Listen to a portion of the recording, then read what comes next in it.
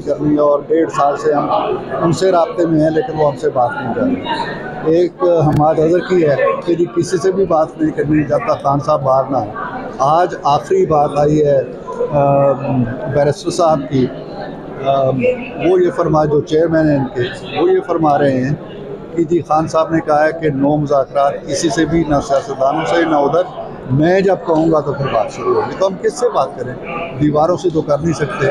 मामला ये है कि हम मुज़ाकरात चाहते हैं, वो निजात चाहते हैं। निजात हम दे नहीं सकते, सियासी अमूर पे हम बात कर सकते हैं, वो बात नहीं करना चाहते। वो निजात दहिंदा की तलाश में है।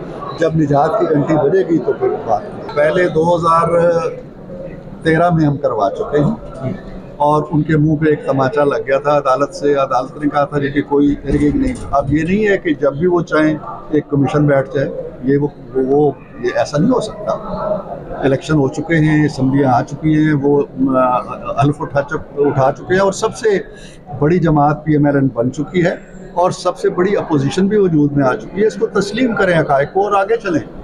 ऐवानों के अंदर बैठना सीखें, ऐवानों के अंदर बात करना सीखें, ऐवानों के आदाब और करीने सीखें। जमहूरियत का करीना यही है। ये नहीं है कि जी हम नहीं आए। जहाँ तक अटक तक तो ठीक है, फरिश्तों ने इलेक्शन कराया, अटक से आगे किसी और ने इलेक्शन कराया, कराची में किसी और ने, ऐसे नहीं होता।